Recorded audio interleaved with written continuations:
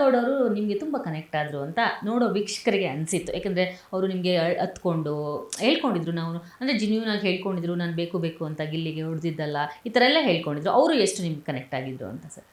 ಈಗ ಎಲ್ಲರೂ ನನ್ನ ಅಣ್ಣ ಅಣ್ಣ ಅಣ್ಣ ಅಂತ ಕರಿತಾ ಇದ್ರು. ಈಗ ರಿಸರ್ವ್ ಬಂದ ಆಯ್ ಚಂದು ಡಾರ್ಲಿಂಗ್ ಅಂತ ಮಾತಾಡೋದು. ಅದರಿಂದ ಒಂದು ಒಳ್ಳೆ ಬಾಂಡಿಂಗ್ ಅಲ್ಲಿ ಹೋಯ್ತಾ ಅಷ್ಟೇ, ಒಳ್ಳೆ ಫ್ರೆಂಡ್ಶಿಪ್ ಬಾಂಡಿಂಗ್ ಅಲ್ಲಿ ಹೋಯ್ತಾ ಅಷ್ಟೇನೆ. ಅದ್ ನೋಡೋರ್ಗೆ ಇದೇನು ಚಂದ್ರಣ್ಣ ಇಷ್ಟಿನ ಇಲ್ಲ ಇವ್ರ ಜೊತೆ ಹಿಂಗ್ ಮಾಡ್ತಾವ್ರೆ ಅಂತ ಹಂಗ ಅನ್ಕೊಂಡಿದ್ದೀನಿ. ಅಷ್ಟೇ ಅಷ್ಟೇ ಅಷ್ಟೇನೆ. ಅದರಿಂದ ಅವ್ರ ಜೊತೆ ನಾನು ಹಂಗೆ ಖುಷಿಯಾಗಿದ್ದೆ ಅಷ್ಟೇನೆ. ಬಟ್ ನಿಮ್ಮ ಮತ್ತೆ ರಿಷಾ ಅವರ ಒಂದು ಜೋಡಿ ಕ್ಲಿಕ್ ಆಯ್ತು ಹೊರಗಡೆ, ವೀಕ್ಷಕರು ತುಂಬಾ ಎಂಟರ್ಟೈನ್ ಮಾಡ್ತು ಆ ಜೋಡಿ, ತುಂಬಾ ಲೈವ್ ಆಗಿತ್ತು, ಲೈವ್ಲಿ ಆಗಿತ್ತು ಆ ಒಂದು ಖುಷಿ. ಇನ್ನ ರಿಷಾ ಅವ್ರ ಬಗ್ಗೆ ಬಿಟ್ರೆ ರಕ್ಷಿತಾ ಅವರು, ಇನ್ನ ಗಂಡ್ ಮಕ್ಳಲ್ಲಿ ಯಾರು ತುಂಬಾ ಹತ್ರ ಇದ್ರು? ಯಾಕೆಂದ್ರೆ ನೀವು ಧನುಷ್ ಅವ್ರ ಜೊತೆ, ಅಭಿ ಅವ್ರ ಜೊತೆ, ಗಿಲ್ಲಿ ಅವ್ರ ಜೊತೆ ಇದ್ರು. ಆಮೇಲೆ ಗಿಲ್ಲಿ ಅವರು ಹೇಳ್ತಾ ಇದ್ರು, ನಂಗೆ ಚಂದ್ರಣ್ಣ ಅಂದ್ರೆ ನನ್ನ ಒಂದು ಪಾರ್ಟ್ ಇದ್ದಂಗೆ, ಆತರ ಆ ಬಾಂಡಿಂಗ್ ಹೇಗೆ ಸರ್ ಅವ್ರ ಜೊತೆ ಎಲ್ಲ? ಇಲ್ಲ, ಎಲ್ಲರ ಜೊತೆನೂ ಚೆನ್ನಾಗಿದೆ ಮೇಡಮ್. ಅದೇ ಗಿಲ್ಲಿ ಅಂತ ಹೇಳಿದ್ನಲ್ಲ, ಗಿಲ್ಲಿ ನಾವು ಇಲ್ಲಿಂದನೂ ಹೊರಗಡೆಯಿಂದನೂ ಒಳ್ಳೆ ಬೆಸ್ಟ್ ಫ್ರೆಂಡೇ. ಅಲ್ಲಿ ಹೋದಾಗ ಇನ್ನೂ ಬೇರೆ ತರದಲ್ಲಿ ತುಂಬಾ ಕನೆಕ್ಟ್ ಆಗಿದ್ದು. ಕಾವ್ಯ ನನ್ನ ತಂಗಿ ತಂಗಿ ಅಂತ ಕರಿತಾ ಇದೆ, ನನ್ನ ಅಣ್ಣ ಅಣ್ಣ ಅಂತ ಕರೆಯೋರು. ಅದ್ರಲ್ಲಿ ಯಾವುದೇ ಕಲ್ಮಸ ಇಲ್ಲ, ಅಷ್ಟೇ ಒಂದು ಸ್ವಂತ ತಂಗಿ ತರನೇ ಗಿಲ್ಲಿ. ನಾವೆಲ್ಲ ಒಂದು ಒಳ್ಳೆ 3 ಜನ ಒಳ್ಳೆ ಬಾಂಡಿಂಗ್ ಅಲ್ಲಿ ಇದ್ದು. ಬಟ್ ಅದು ಇಲ್ಲಿ ಬೇರೆ ತರದಲ್ಲಿ ಅರ್ಥ ಇಸ್ಕೊಂಡವ್ರೆ ಅಂದ್ರೆ ನಾವೇನು ಮಾಡಕ್ಕಾಗಿಲ್ಲ. ನಮ್ಮಲ್ಲೇ ಯಾವುದೇ ಮನಸ್ತಾಪ ಇಲ್ಲ. ಹೇಳಿದ್ರಿ ಅವ್ರನ್ನ ಮುಖಕ್ಕೆ ಮಸಿಯನ್ನ ಬಳಿಯುವಾಗ ಹೇಳಿದ್ರಿ ಅವ್ರಿಬ್ರು ಲವ್ ಅಂತ ಅನ್ನಿಸ್ತು ನನಗೆ ಅಂತ ಹೇಳಿ, ನಿಮ್ಗೆ ಅನ್ಸಿತ್ತ ನಿಜಕ್ಕೂ ಅವ್ರಿಬ್ರು ಲವ್ ಅಲ್ಲಿ ಬಿದ್ದಿದ್ದಾರೆ? ಇಲ್ಲ, ಎಲ್ಲ ತಮಾಷೆ ಕಾರಣಕ್ಕೆ ನೀವು ಆ ಒಂದು ರೀಸನ್ ಕೊಟ್ರಿ? ಇಲ್ಲ, ಅಲ್ಲಿ ಬಳಿಯುವಂತ ಟಾಸ್ಕ್ ಇತ್ತಲ್ಲ, ಅದೇನೆ. ಅಲ್ಲಿ ನಮ್ಗೆ ಆ ತರದ್ ಯಾವ ಮನಸ್ತಾಪ ಅದು ಇದು ಏನು ಇಲ್ಲ, ನಮ್ಮಲ್ಲಿ ಯಾವ್ದು ಇಲ್ಲ. ಅದು ಹೇಳ್ಬೇಕಿತ್ತಾ? ಅಲ್ಲ, ನಮ್ದು ಅದೊಂಥರ ಗೇಮ್, ಆಟಿಕೆ, ಒಂದ್ ಮಜಾ ಅಷ್ಟೇನೆ. ಅದೊಂದು ಏನೇ ಆದ್ರೂ, ಈಗ ಗಿಲ್ಲಿನೂ ಆದ್ರೂ ಅಷ್ಟೇನೆ, ನನ್ನ ಏಕವಚನದಲ್ಲಿ ಮಾತಾಡ್ಸೋನು, ಆಮೇಲೆ ಹೊಡೆಯೋದು, ಹಿಂಗೆಲ್ಲ ಮಾಡೋದು. ಅಂದ್ರೆ ಹೊಡೆಯೋದು ಕೋಪ ಅಂತಲ್ಲ, ತಮಾಷೆಗೆ ನಾವೆಲ್ಲ ಸಿಕ್ಕಾಬಿಟ್ಟೆ ಪ್ರತಿದಿನ ತರಲೆ ಮಾಡೋವು. ರಾತ್ರಿನೂ ಮಲಗದೆ ತುಂಬಾ ಹೊತ್ತು ಅಶ್ವಿನಿ ಮೇಡಮ್ ಅನ್ನ ರೇಗಿಸ್ಕೊಂಡು ಹಿಂಗೆಲ್ಲ ನನ್ ಮೇಲೆ ಕಾಲ್ ಹಾಕೋದು, ಅವ್ನು ನನ್ ಮೇಲೆ ಹಾಕೋದು, ಹೊಡೆದಾಡೋದು, ಹಿಂಗೆ ಎಲ್ಲ ತಮಾಷೆಗೆ ಇದ್ದು. ಅದು ಅಷ್ಟೇನೆ ತಮಾಷೆನೆ. ಬಟ್ ಅದೊಂದೇ ಹೇಗೆ ಇಲ್ಲಿ ಪೋಟ್ರಿ ಆಗಿದೆ ಅಂತ ನನಗೆ ಗೊತ್ತಿಲ್ಲ. ಯಾಕಂದ್ರೆ ನಾವೇ ಚೆನ್ನಾಗಿದ್ದೀವಿ, ಅಲ್ಲ ನಾವೇ ಚೆನ್ನಾಗಿದ್ದೀವಿ ನಮ್ಮ ಬಗ್ಗೆ ರೀತಿ ಹೊರಗಡೆ ಹೇಗೆ ಪೋಟ್ರೆ ಆಗ್ತಿದೆ ಅನ್ನೋ ಒಂದು ಐಡಿಯಾ ನಿಮಗಿಲ್ಲ, ಏನಂದ್ರೆ ಏನೂ ಇಲ್ಲ. ಬಟ್ ಅಲ್ಲೂ ಅಷ್ಟೇನೆ, ನಮ್ಮಲ್ಲಿ ಯಾವುದೇ ಮನಸ್ತಾಪ ಅದು ಇದು ಏನೂ ಇಲ್ಲ. ನಿಮ್ಗೆ ನಿಜಕ್ಕೂ ಅನಿಸ್ತಿದ್ಯಾ ಸರ್, ನಾನು ಇಷ್ಟು ದಿನ 6 ವಾರಗಳ ಕಾಲ ಬಿಗ್ ಬಾಸ್ ನಲ್ಲಿದ್ದೆ, ನಾನು ಪ್ರಾಮಾಣಿಕವಾಗಿ ನನ್ಗೆ ಹೆಂಗ್ ಬೇಕೋ ಹಂಗೆ ಇದ್ದು ಬಂದೆ ಅಂತ ನಿಮ್ಗೆ ಅನಿಸ್ತಿದ್ಯಾ? ಖಂಡಿತ.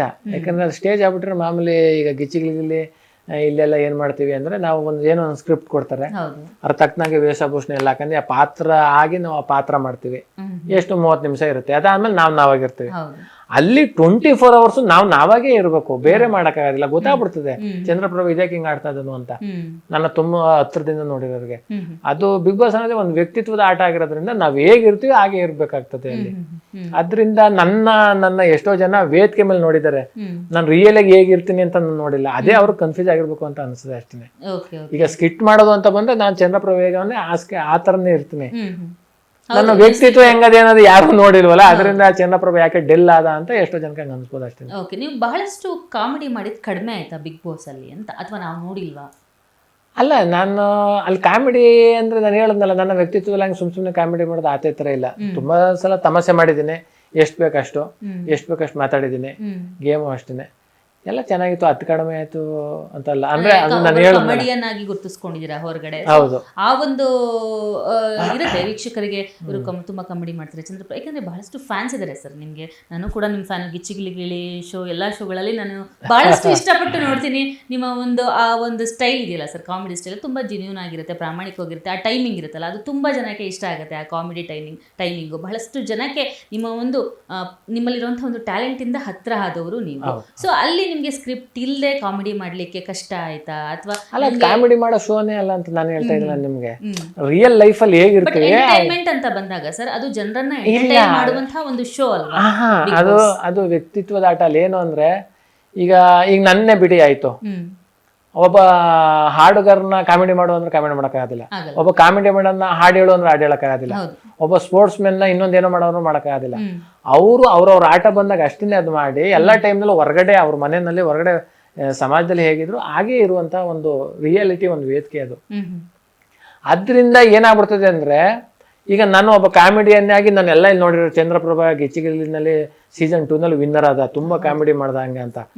ಈಗ ಅಲ್ಲಿ ಅದೇ ತರ ಇರಕ್ಕಾಗೋದಿಲ್ಲ, ಯಾಕಂದ್ರೆ ಅದು ಏನೋ ಬಣ್ಣ ಹಾಕಂದ್ರೆ ಒಂದು ಪಾತ್ರ ಮಾಡುವಂತ ವೇದಿಕೆ ಅಂತೂ ಅಲ್ವೇ ಅಲ್ಲ. ಹ್ಮ್ ಹೇಗಿದ್ದೆ ಹಾಗೆ ಇರುವಂಥದ್ದು. ಹ್ಮ್ ಅದಕ್ಕೇನೆ ಜನಗಳಿಗೆ ಏನೋ ತದ್ವಿರೋಧ ಅಂತ ಅನ್ಸ್ಬಿಟ್ಟೈತೆ. ಚಂದ್ರಪ್ರಭು ಯಾವಾಗಲೂ ಕಾಮಿಡಿ ಮಾಡ್ಬೇಕಲ್ಲ ಹಾಗೆ ಹೀಗೆ ಅಂತ. ಓಕೆ ನಾ ಸ್ಟೇಜ್ ಮೇಲೆ ಬಿಟ್ರೆ ರಿಯಲಿ ನಾವು ಹೊರಗಡೆ ನಾನು ಸತ್ಯವಾಗ್ಲೂ ಒಂಥರ ನೋಡಿದ್ರೆ ಇವನು ಈಗ ಅಂತ ಅನ್ಸ್ಬಿಡ್ತೇನೆ ಮೇಡಮ್. ಹಾಗೆ ಇದೀನಿ ನಾನು.